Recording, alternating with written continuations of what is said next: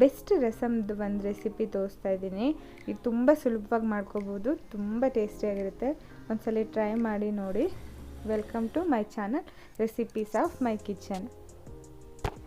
ಇಂಗ್ರೀಡಿಯೆಂಟ್ಸ್ನ note ಮಾಡ್ಕೊಳ್ಳಿ. ನಾನು ಇದಕ್ಕೆ ಸ್ವಲ್ಪ ಜೀರಿಗೆ, ಮೆಣಸು, ಹುಣಸೆ ಹಣ್ಣು ತೊಗೊಂಡಿದ್ದೀನಿ, ಒಣಮೆಣಸಿನ್ಕಾಯಿ 2, ಬೆಳ್ಳುಳ್ಳಿ ಒಂದು 12ರಿಂದ 15 ಬಿಡಿಸಿಟ್ಕೊಂಡಿದ್ದೀನಿ, ಅರ್ಧ ಟೊಮೊಟೊ, ಮೆಣಸಿನ್ಕಾಯಿ 2, ಕೊತ್ತಂಬರಿ ಸೊಪ್ಪು. ಇದು ಒಗ್ಗರಣೆಗೆ ಸಾಸಿವೆ, ಅರಿಶಿನ, ಒಣಮೆಣಸಿನ್ಕಾಯಿ, ಕರಿಬೇವು ಸೊಪ್ಪು ಮತ್ತು ಟೊಮೊಟೊ. ಇದು ಒಗ್ಗರಣೆಗೆ. ಮತ್ತು ಫಸ್ಟ್ ಹೇಳಿದ್ವಲ್ಲ ಅದು ರುಬ್ಕೊಳೋದಕ್ಕೆ ಹಾಕ್ಕೋಬೇಕು. ನಾನು ಫಸ್ಟ್ ಇದಕ್ಕೆ ಸ್ವಲ್ಪ ರುಬ್ಕೋಬೇಕಾಗಿದೆ. ಅದಕ್ಕೆ ನಾನು ಒಂದು ಜಾರಿಗೆ ಹಸಿರು ಮೆಣಸಿನ್ಕಾಯಿ, ಜೀರಿಗೆ, ಕೊತ್ತಂಬರಿ ಸೊಪ್ಪು, ಮೆಣಸು, ಹುಣಸೆ ಹಣ್ಣು, ಟೊಮ್ಯಾಟೊ ಮತ್ತು ಬೆಳ್ಳುಳ್ಳಿ, ಒಣಮೆಣಸಿನ್ಕಾಯಿನ ಹಾಕ್ಕೊಂಡಿದ್ದೀನಿ. ಟೊಮೊಟೊ ಹಚ್ಬಿಟ್ಟು ಅರ್ಧ ಮಾತ್ರ ಇದಕ್ಕೆ ಹಾಕ್ಕೊತೀವಿ. ಸ್ವಲ್ಪ ನೀರು ಹಾಕ್ಕೊಂಡು ಪೇಸ್ಟ್ ಥರ ಮಾಡ್ಕೋಬೇಕು. ಇದು 5 ನಿಮಿಷದಲ್ಲಿ ಆಗೋಂಥ ರಸಮ್, ತುಂಬ ಟೇಸ್ಟಿಯಾಗಿರುತ್ತೆ. ಟ್ರೈ ಮಾಡಿ ನೋಡಿ. ನೆಕ್ಸ್ಟ್ ಒಂದು ಚಿಕ್ಕ ಕಡಾಯಿಗೆ ಸ್ವಲ್ಪ ಎಣ್ಣೆ, ಒಗ್ಗರಣೆಗೆ ಸಾಸಿವೆ, ಒಣಮೆಣಸಿನ್ಕಾಯಿ, ಕರಿಬೇವು ಸೊಪ್ಪು ಮತ್ತು ಅರಿಶಿನ ಹಾಕ್ಕೊಂಡು ಸ್ವಲ್ಪ ಫ್ರೈ ಮಾಡ್ಕೊಳ್ಳಿ.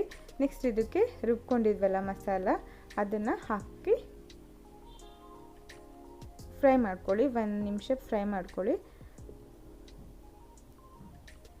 ನೆಕ್ಸ್ಟ್ ಇದಕ್ಕೆ ಜಾರದಲ್ಲಿ ನೀರು ಹಾಕ್ಕೊಂಡು, ಮತ್ತು ಇದಕ್ಕೆ ನಮಗೆ ಎಷ್ಟು ಇದು ತುಂಬ ತೆಳು ಇದ್ದರೆ ಚೆನ್ನಾಗಿರುತ್ತೆ, ಅದಕ್ಕೆ ಜಾಸ್ತಿ ನೀರು ಹಾಕ್ಕೊಂಡು 1 ಕುದಿ ಬರೋವರೆಗೂ ಕುದಿಸಿದ್ರೆ ಸಾಕಾಗುತ್ತೆ.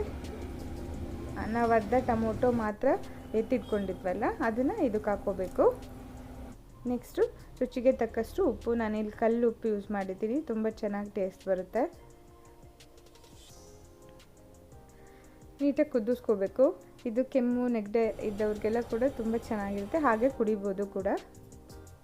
ಕೊನೆಗೆ ಸ್ವಲ್ಪ ಬೆಲ್ಲ ಹಾಕ್ಕೊಂಡು ನೀಟಾಗಿ ಮಿಕ್ಸ್ ಮಾಡಿ 1 ಕುದಿ ಬರೋವರೆಗೂ ಕುದಿಸ್ಬಿಟ್ಟು ಆಫ್ ಮಾಡಿದ್ರೆ ಸಾಕು. ತುಂಬ ರುಚಿಯಾಗಿರ್ತಕ್ಕಂಥ ರಸಮ್ ರೆಡಿಯಾಗಿರುತ್ತೆ. ತುಂಬ ಟೇಸ್ಟಿಯಾಗಿರುತ್ತೆ. ಟ್ರೈ ಮಾಡಿ ನೋಡಲೇಬೇಕು ಎಲ್ಲರೂ ಒಂದ್ಸಲ. ನೋಡಿ ಈ ಥರ ಕುದ್ರೆ ಸಾಕು. ಈಗ ಆಫ್ ಮಾಡ್ಕೊಂಬಿಡಿ. ನೋಡಿ ಈ ಕನ್ಸಿಸ್ಟೆನ್ಸಿ ಇದ್ದರೆ ಸಾಕು. ರುಚಿಯಾದ ಹೆಲ್ದಿಯಾದ ರಸಮ್ ಸಾಂಬಾರ್ 5 ನಿಮಿಷದಲ್ಲಿ ರೆಡಿ ಆಗುತ್ತೆ. ಟ್ರೈ ಮಾಡಿ ನೋಡಿ. Thank you for watching the video.